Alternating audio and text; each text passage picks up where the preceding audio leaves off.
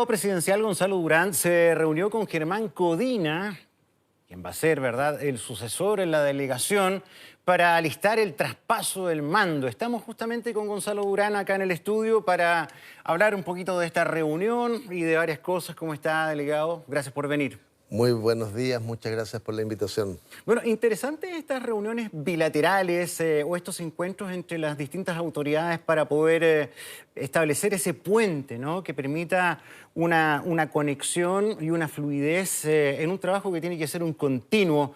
No sé si esto era habitual. ¿Cómo fue la reunión con Germán Codina? No sé cómo era habitualmente, pero en este caso en particular yo creo que es muy importante porque la delegación cumple funciones que son muy sensibles, críticas, del día a día, del minuto a minuto. Entonces, tiene que haber una continuidad muy rigurosa y en el caso nuestro hemos logrado ir construyendo una cierta metodología, hemos sistematizado ciertas experiencias y en ese sentido nos parece que no se trata solo de un acto formal, que es muy importante. Hemos hecho entrega de un documento muy riguroso con todas las tareas en las que hemos estado abocados, con identificación de múltiples desafíos, en fin. Pero también está esta cosa más intangible de cómo se ha ido construyendo una cierta manera de hacer. Voy a poner solo un ejemplo.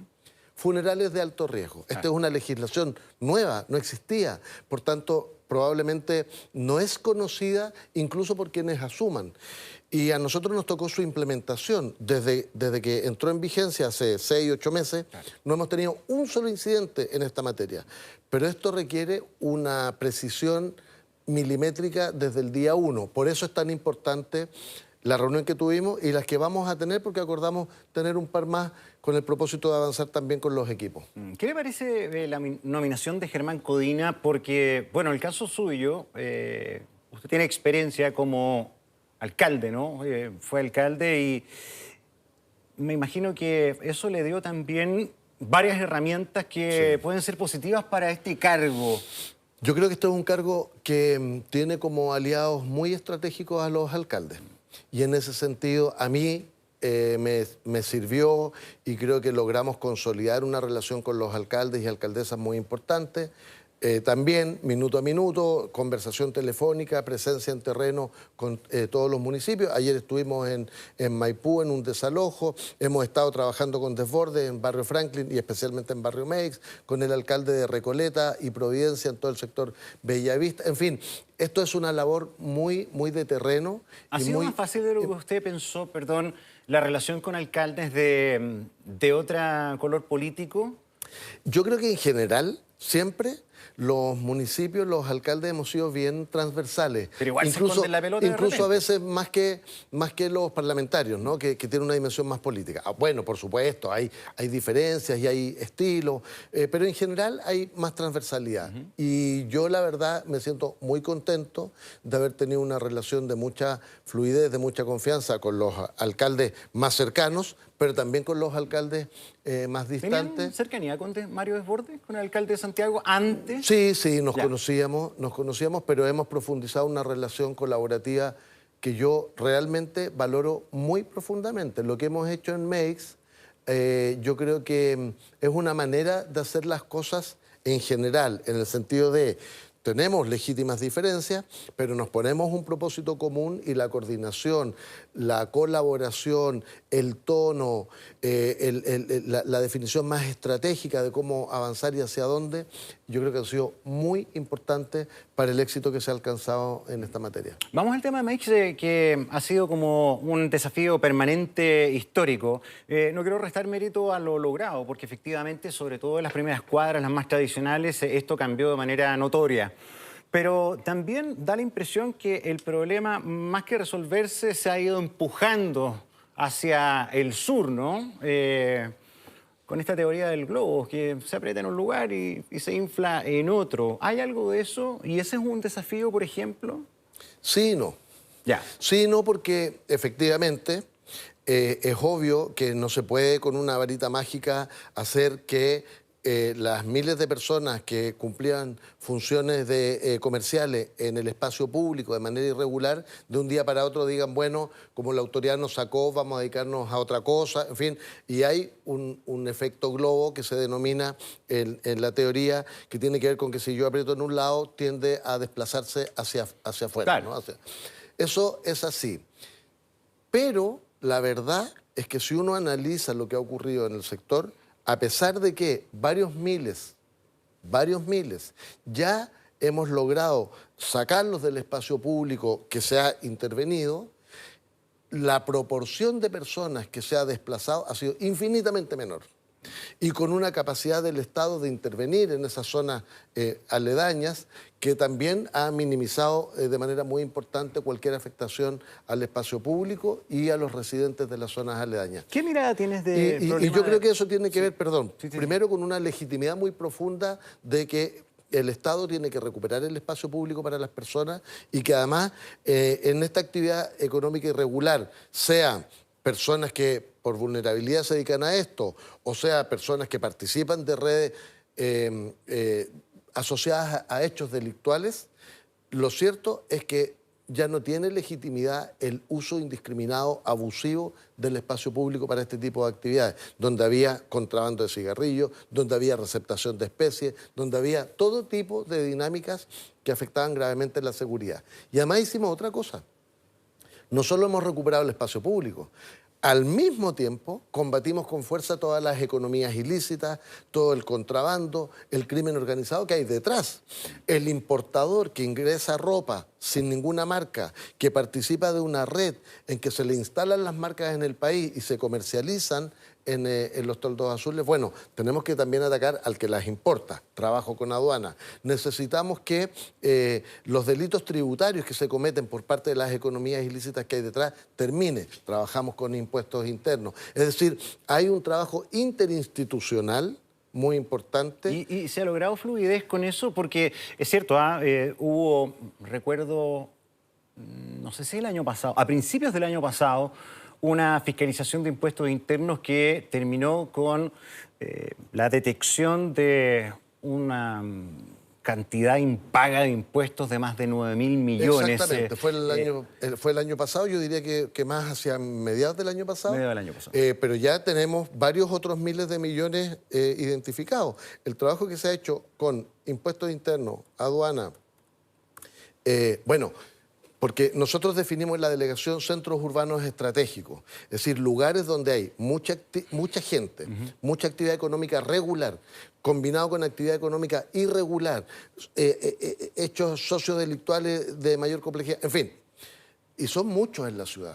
Tenemos toda la zona de los mercados, en Mapocho La Chimba, tenemos Meix, tenemos Franklin, la estación intermodal de La Cisterna, el terminal pesquero, Lo Valledor, en fin. Y entonces en todos ellos hemos construido una metodología interinstitucional de control y fiscalización. Entonces a La Vega o a Lo Valledor vamos con SAC, con el Servicio Agrícola Ganadero. A Meix vamos con aduana, en fin. Y esto nos ha permitido no solo ir recuperando espacio público, sino las economías que hay detrás, las economías ilícitas que hay detrás, que son las que alimentan finalmente esta cadena de distribución.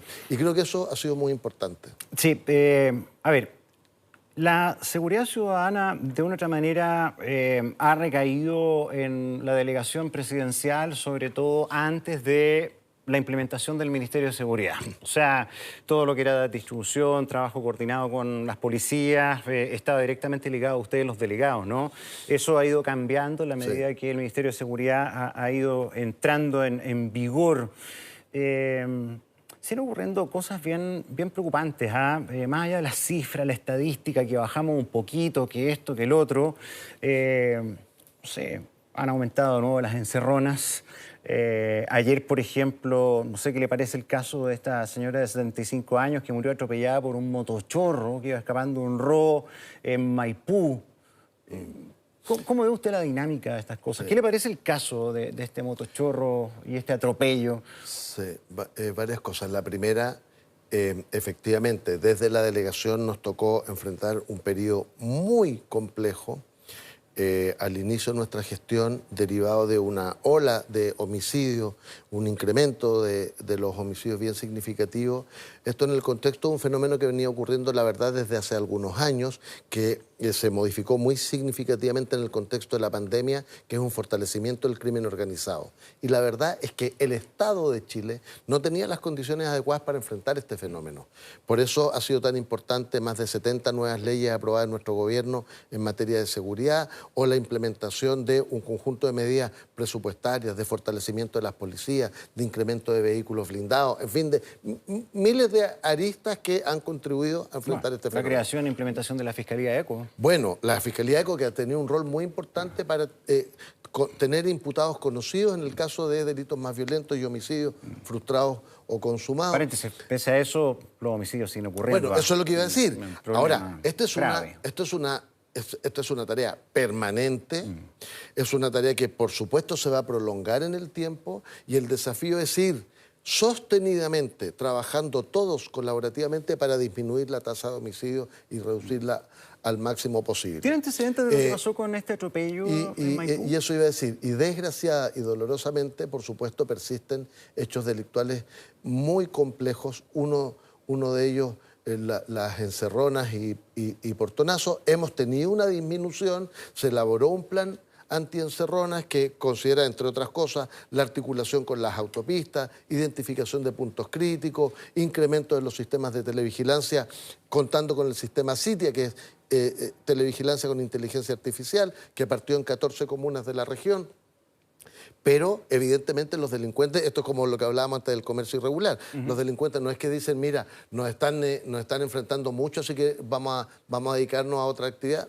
Entonces, esto va mutando y va adquiriendo nuevas formas, y por eso es tan importante el trabajo persistente. Este hecho de la señora de 75 años atropellada por este motochorro es un hecho muy, muy doloroso, muy lamentable, que da cuenta además de la pérdida de toda...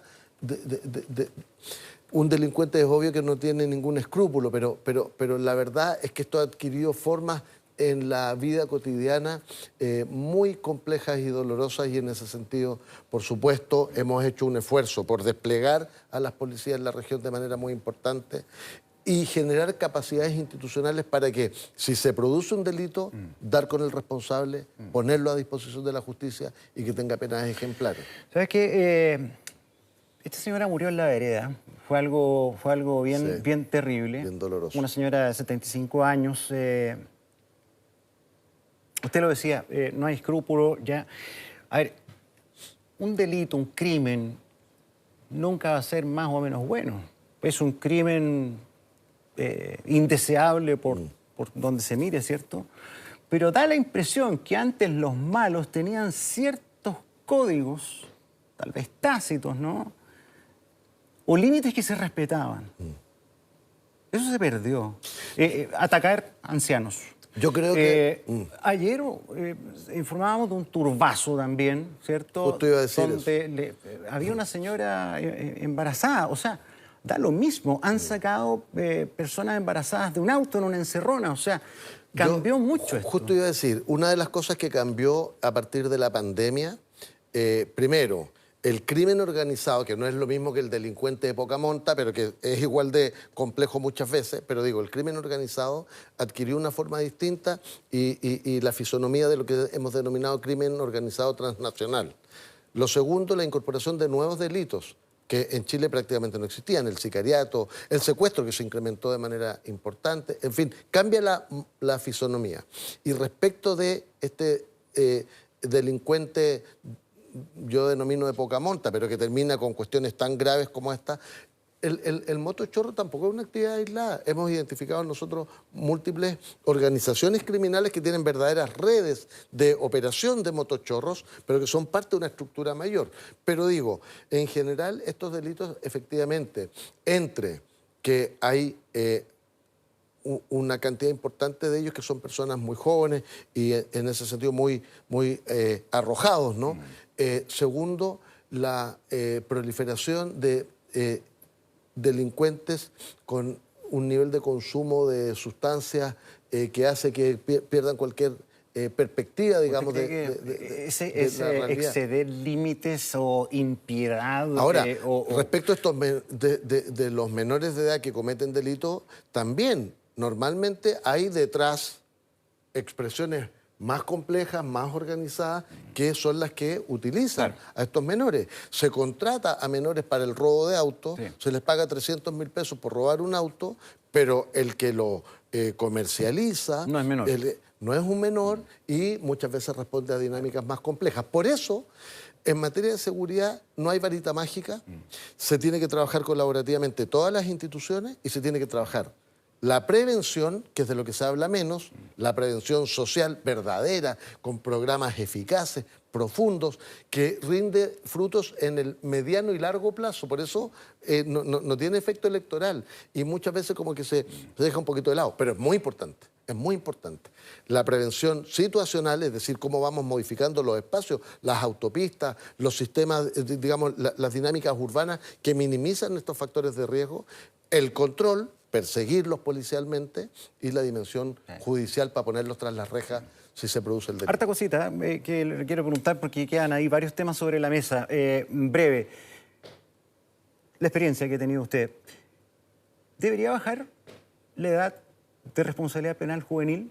Esto es una discusión que se da en varios países, porque precisamente por esto se está utilizando a cabros muy chicos, perdón lo coloquial, pero es así, y eso ya se ha instalado, y son algunos bien malos, o sea, es complejo. Sí, pero no sé si es la solución, la experiencia comparada demuestra que no, pero hay que tener otras medidas eficaces. Bueno, ya lo decía yo, la de prevención, que es muy importante. Si tú tienes, perdón, también lo coloquial, un abuelo, un padre y una madre, un hermano mayor vinculado a dinámicas delictuales, lo más probable es que el hermano menor sea delincuente. ¿Cómo lo sacas? Si no intervenimos en ese sistema, si no intervenimos en esa familia, en ese sector, efectivamente... ¿Y cómo se hace? La experiencia del Sename y todo el camino, pero hay programas que van en la dirección correcta, como el programa Lazos. Hay que fortalecerlo, yo creo que hay que ponerle mucho más recursos a la prevención, en fin. Y lo otro es que si una persona, un menor de edad, comete un delito, claro, nosotros debiéramos tenerlo en un centro de internación, pero que sea adecuado, digno, que aprenda un oficio, que efectivamente no termine siendo una escuela para fortalecer las capacidades delictuales. Entonces hay mucho que hacer. Es re complejo. Mira, el tema del motochorro, perdón que me siente en el caso, que creo que es un buen ejemplo para lo que estamos hablando. Podrían tener entre 13 y 17 años los que cometieron esta brutalidad. El caso de la encerrona a Macarena de Tondró. Otro ejemplo, otros menores, que es bien normal, como usted decía, ocupan a menores de edad estas bandas que son verdaderas empresas. Hay como un gerente, los que deshuesan el auto, el garage, en fin, y los últimos de la cadena son estos chicos que normalmente tienen problemas de adicción a las drogas. Les pagan 300, 400.000 pesos, claro, quedan saltando en un pie. Y adquieren la zapatilla, comillas, prestigio, porque yo soy choro y la pero llevo. ¿cómo lo sacas tú? ¿Cómo lo sacas tú de eso, donde hoy día la plata manda? O sea, si tú a un cabro chico le dices, no, pues gánate la plata de manera honesta, y el cabro chico va a pedir una pega donde le pagan al día 16.000 pesos por la jornada completa, por eso es más versus 200, 300, 400.000 pesos. Por eso es más estructural, es más de fondo. Es bien complicado. Es intervenir esos espacios, es trabajar sistémicamente, es efectivamente generar condiciones estructurales en el mercado laboral que generen estímulos. Pero por ejemplo, ya que hay que reformar todo el sistema penitenciario y hacer segregación, los malos más malos acá, los primerizos acá, pero si hubiera, por ejemplo... Y los primerizos que aprendan un oficio... Ahí voy. Pero, por ejemplo, como el sistema de prevención y el Sename y todas estas cosas y lo que viene, no ha funcionado, y me da la impresión, creo, que como están las cosas va a ser muy difícil que funcione.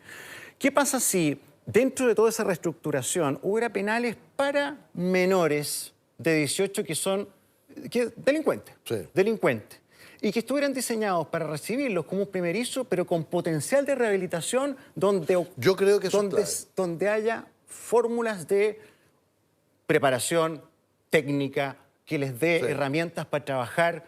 O sea, bajar la edad de responsabilidad penal, que cumplan una pena, una condena, pero en un lugar donde aprendan algo. Lo que pasa es que cumplen sanción. No es que no cumplan, lo que pasa es que se llama centro de internación. Puede tener, no lo respetan, pero es que es les otra pasan cosa. puras desgracias. Pero es que es otra cosa. Puede tener otros estándares en materia de seguridad y tiene que tener estos otros componentes. Si el punto es que tú puedes bajar significativamente cada vez más la edad y que vamos a terminar con niños de 8 años.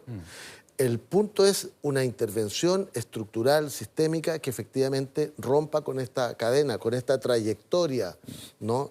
Delictual. Por eso yo ponía el ejemplo.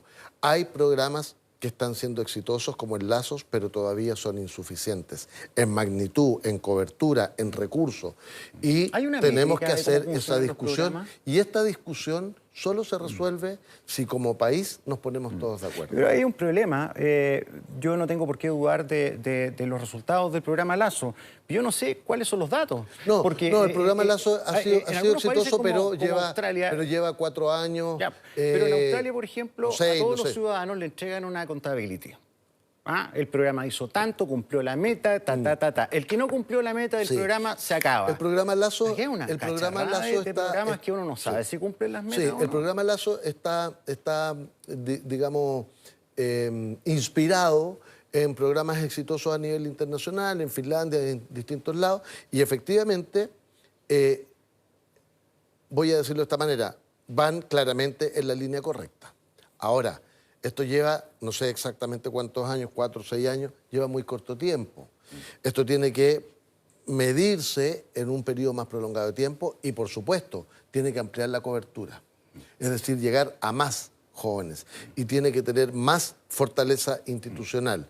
Y es una buena discusión que creo que debe darse el país si queremos resolver esto porque esto se resuelve en un periodo de tiempo que va más allá de la gestión de un gobierno y por eso es tan importante ponernos de acuerdo como país. Bueno, nos fuimos a un tema bien macro, pero también era importante darle tiempo por lo que usted ha vivido, por la experiencia que ha tenido en todo este tipo de situaciones ligadas a la inseguridad. Lo quiero poner ahí en un problema en el tablero del ajedrez. Y aquí, bueno, usted es político. Ojalá no me conteste como político, como Gonzalo Durán, con la experiencia de delegado. Mire, uno de los temas que está en la palestra, porque el nuevo gobierno lo ha planteado, y otros candidatos también de la actual oposición, es la duplicidad de cargos, algunos que a lo mejor se repiten, de que el Estado se transforma al final en una oficina de empleo y que hay algunos que realmente no son necesarios. Están ustedes los delegados, está el gobernador, ahora está el ministro de Seguridad. ¿Quién sobra? Honestamente. ¿Quién sobra por su experiencia? Porque aquí, o sea, usted tenía la facultad y trabajaba con los carabineros, ahora ya no la tiene el delegado, la tiene el ministro de Seguridad. El gobernador maneja fondos, pero poco tiene que hacer y la herramienta. O sea, da la impresión que alguien sobra. Primero, voy a responder como Gonzalo Durán muy concretamente.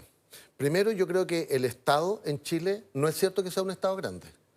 Si uno hace un análisis comparativo, ¿para qué decir? Con cualquier país de América Latina y con buena parte de los países no quiero decir del mundo para no sonar tan, pero digamos, una cantidad muy significativa de países, efectivamente el Estado chileno es un Estado bastante acotado y que tiene niveles de eficiencia bien razonables. ¿Acotado? Tiene miles de problemas. ¿Sí? ¿Acotado? Sí. 25 o más de 20 ministerios. Yo le puedo poner... ¿Usted sabe cuánto? Miles de ejemplos. Sí, pero... Y aquí no quiero que me peguen mis colegas, pero en ministerio llegan a trabajar 40 periodistas. Sí, bueno, yo le puedo decir, en la delegación presidencial tengo 2 periodistas y pucha que trabajamos. Entonces, hay que mirar las cosas en perspectiva. Digo, si uno mira el dato objetivo y compara a nivel internacional, Chile es un país que tiene un Estado acotado. Perdón, ya, pero esa es la cuestión del Estado. Pero estoy preguntando, ¿quién sobra? Sí, pero quiero ir a eso. Pero delegado, respecto a esto, y Seremi.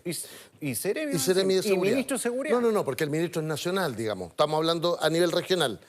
Tenemos el delegado, el gobernador y el Seremi, a nivel regional. Pero en todas las pautas aparece usted con Cordero. O sea, sí, bueno, pero... ¿no es? Está bien. El delegado de la región metropolitana probablemente tiene un impacto que trasciende un poquito la dinámica en el fondo regional. le pregunto honestamente si este por la diseño complejidad de la quedó región. bien o no, Ahora, o si hay reiteración de... Ahora, hagamos un ejercicio independiente del color político, independiente del gobierno. Sí. Si tú tienes un gobernador elegido democráticamente, podría ocurre en muchas regiones, en que el gobernador no es del mismo signo político que el gobierno. Sí, claro. Bueno, las policías operan centralmente y la gestión política del gobierno, el cumplimiento del programa de gobierno que tú le debes a la ciudadanía, alguien tiene que garantizarlo. Alguien tiene que empujar el cumplimiento del programa en la región. Y eso no lo va a hacer el gobernador si es que es un gobernador de distinto signo político. Yeah. Entonces el gobernador tiene que abordar temas de la ciudad y muy especialmente aquellos vinculados efectivamente a el financiamiento de iniciativas que promuevan el desarrollo en la región.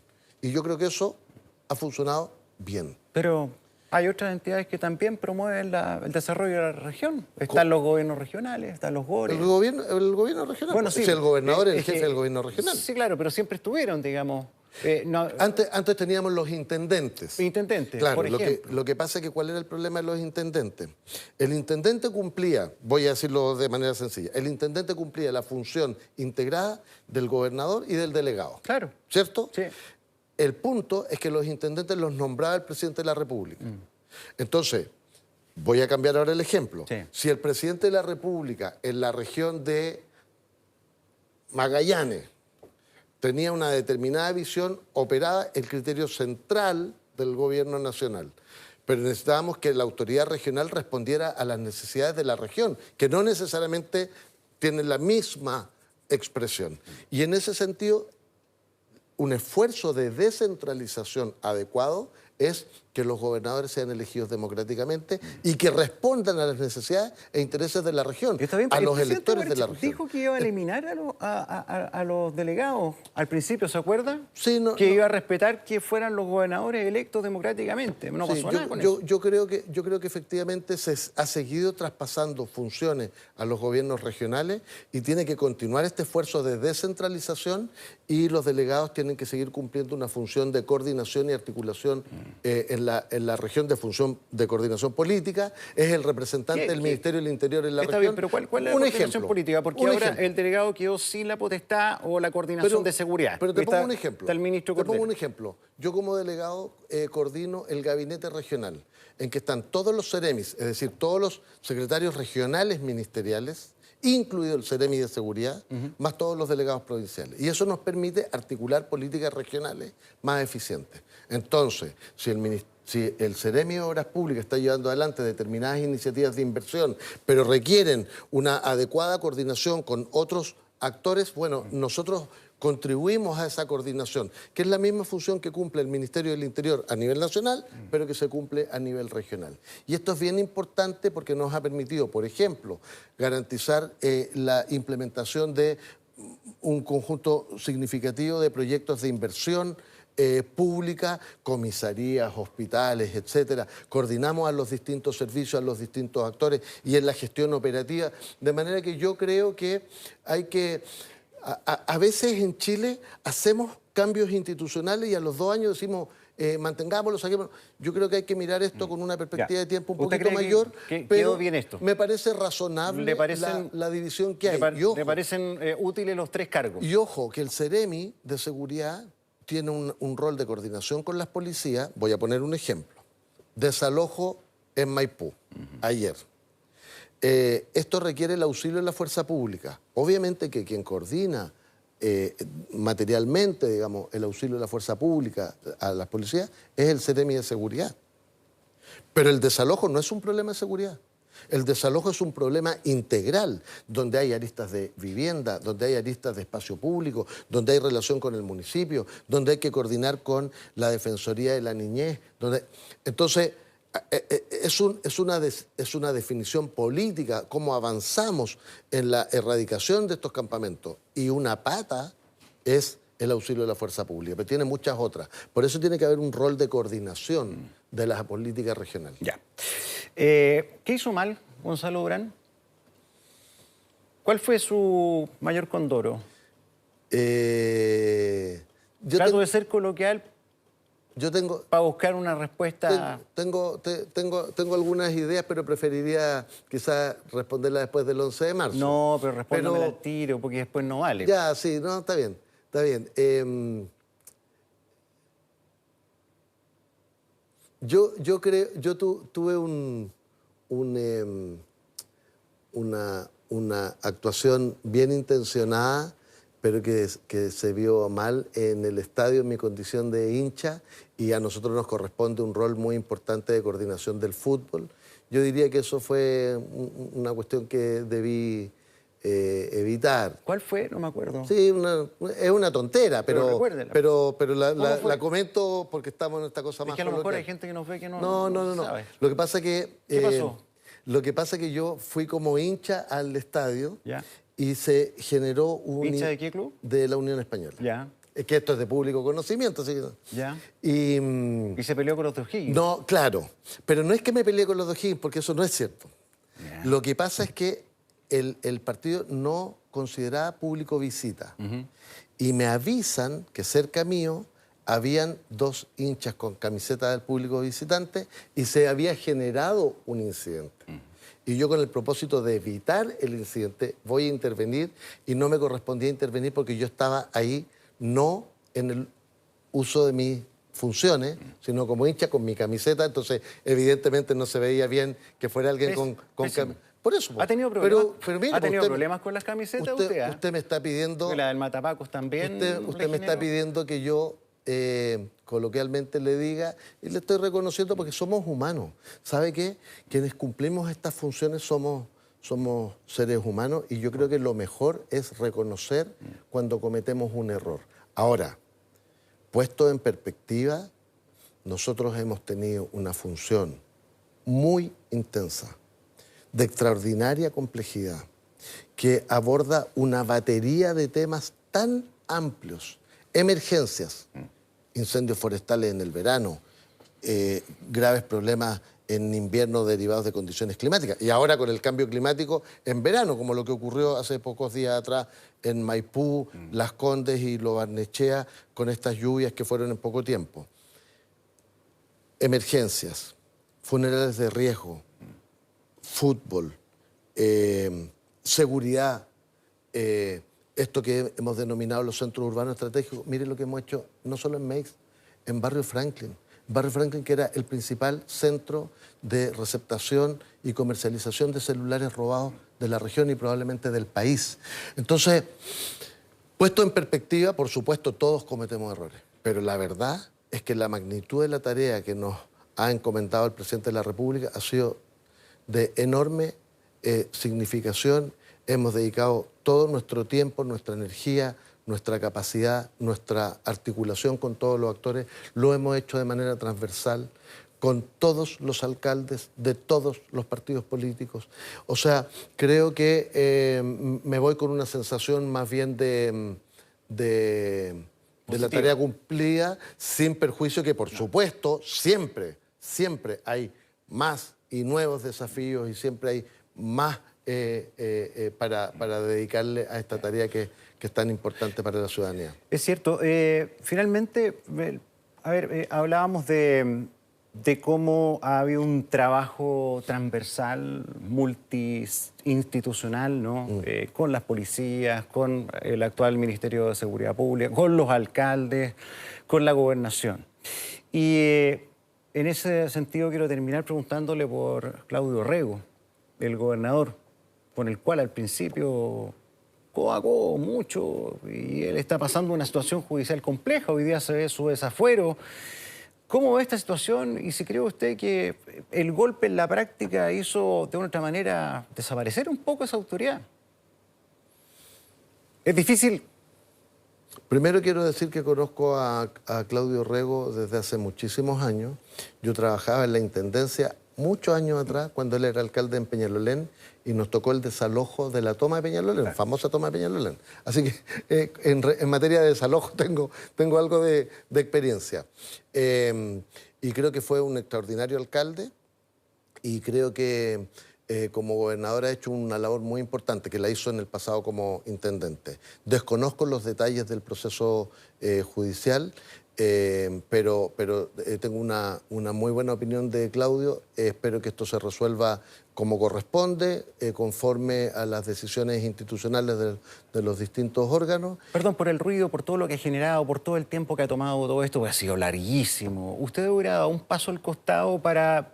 No. Lo que corresponde es que las instituciones funcionen, lo que corresponde es que exista un pronunciamiento institucional de quien corresponda, y en ese sentido todos quienes ejercemos funciones públicas estamos sometidos al escrutinio de la ciudadanía y de las instituciones de control, pero estas tienen que pronunciarse. No puede ser que en virtud del ruido uno tenga que tomar una decisión en contrario. O si no, la política se dedicaría a generar ruido respecto de personas y que esto generara modificaciones, digamos, en este caso, en la decisión de la ciudadanía que lo eligió. De manera que me parece que hay que esperar con calma el resultado de las deliberaciones de las instituciones que corresponden. Sí. Nuestro país tiene mucha fortaleza institucional. Sí, pero siempre es bueno ir revisándola y viendo si va por un buen camino, el diseño, si hay reiteración de funciones. Por eso me parecía importante también conversar con usted respecto a su visión. Y usted me dice que gobernador, delegado, ministerio o CRM de seguridad se justifican. Ok, le preguntaba también por las cosas malas que usted reconoce. En ese sentido, más allá de lo que pasó ahí anecdótico con la Unión Española y tal, ¿qué piensa de lo que pasó cuando murieron los hinchas de Colo-Colo? ¿Se actuó de manera precisa? ¿Se debió haber hecho algo por parte de la delegación distinto? No, respecto de la delegación y respecto de mi propia actitud, yo creo que la actuación fue la que correspondía. Lo primero es que nosotros hicimos una planificación del partido muy rigurosa, no solo nosotros hacemos esto en conjunto con muchas instituciones, Carabineros, de hecho, y un conjunto de otros actores con el propósito de que las cosas se desarrollen de manera adecuada. Lo segundo es que, producido el incidente, a mí no me corresponde ir a todos los partidos. Tenemos un equipo que hace una labor antes, durante y después del partido. Había un equipo de la delegación presente en el estadio, y cuando se toma conocimiento de estos hechos me llaman y concurro de inmediato al estadio. ¿Se cortó el partido? Estuvo durante algunos minutos, digamos. Pero no terminó. No se suspendió. Pese al desastre. Claro, pero eso es lo que quiero decir. Permítame un segundo. Sí. Esto ya fue ampliamente discutido, pero no tengo problema en volver a discutirlo. Como estamos hablando de... Sí, pero creo que es bien importante. Sí. Es bien importante. La información con la que se contaba al inicio, antes de que empezara el partido, es que se produjo un atropello de 2 personas y que estaba en proceso de determinación de las circunstancias en que esto ocurrió. Y tú tenías al interior del estadio 60.000 personas. Esas 60.000 personas, sin conocimiento de las características de lo que ocurrió, a las cuales tendrías que decirles que tienen que salir del estadio, que tenían que pasar por lo menos 20.000 personas por el sitio del suceso, con un fiscal que estaba resguardando ese sitio del suceso y que tenía que determinar qué ocurrió. Es decir, no habían suficientes elementos para tomar una decisión de esa naturaleza. Pero además, la ley expresamente señala cuáles son los requisitos para suspender un partido, que son requisitos copulativos. Uno de ellos es que Carabineros técnicamente señale su determinación de suspender el partido en virtud de una situación de seguridad. De riesgo. Y entonces, claro, con el diario El Día Lunes es súper fácil comentar el partido. Entonces, después que sabemos que se trató de 2 menores de edad, que fue en estas circunstancias, que, en fin, uno dice, bueno, podría haber hecho una cosa distinta, pero la sucesión de hechos hizo que la actuación institucional de todos los actores que nos reunimos ahí, yo hablé con Carabineros, con la gente del club organizador, con la gente de la NFP, con 3 alcaldes Macul, dueño de casa, San Joaquín y La Florida, que son los municipios aledaños. Es decir, hubo una actitud interinstitucional en minutos destinada a tomar una decisión que minimizara cualquier factor de riesgo posterior. Si hubiésemos hecho pasar 20.000 personas por el sitio del suceso, quizás, ¿de qué estaríamos hablando? Entonces, estas son decisiones que se toman en el momento, con apego a todos los antecedentes de los que se dispone y de manera coordinada con todas las instituciones formadas rigurosamente para aquello.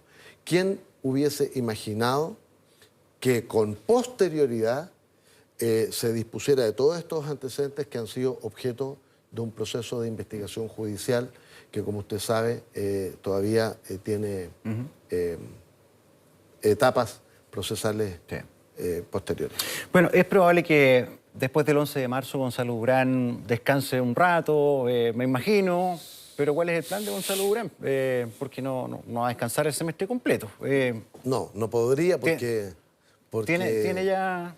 Porque uno tiene que seguir trabajando. Primero, todavía estoy en edad de seguir trabajando. Y segundo, porque tiene muchos compromisos familiares, mi hija en la universidad, etcétera. Como todo. Pagar el arriendo, el agua, la luz, el gas. Sí. Vamos a descansar un poquito y después, aunque usted no lo crea, no tengo plan porque esta pega no permite planificar el futuro. Hay que estar dedicado tiempo completo a las tareas que nos ha encomendado el presidente de la República. No obstante, mi aspiración es seguir vinculado, sea a través de consultoría, a través de asesoría y muy especialmente a través de la actividad pública o privada, vinculado a los temas de gestión pública con foco en lo local, en lo territorial, porque creo que tenemos todavía muchos desafíos para mejorar la vida en los territorios. Yo siempre digo, en los territorios, en el espacio físico, es donde conviven multiplicidad de problemas que hay que abordar de manera integral y en ese sentido creo que algo de experiencia tenemos que podemos poner a disposición de la política pública o de la gestión del territorio, cualquiera sea el actor al que le corresponda. Gonzalo Durán, muchas gracias por venir. Muchas gracias por esta conversación más distendida y humana. Muchas gracias, muchas gracias. A ver si nos vemos de nuevo. Muy bien, pues. O si no, cuando quede de Franco, de Seguel, no sé cómo decirlo. De Ciudadano. De Ciudadano Durán. Gracias por venir, que tengan buen día. Muchas gracias. Hasta luego. Ahora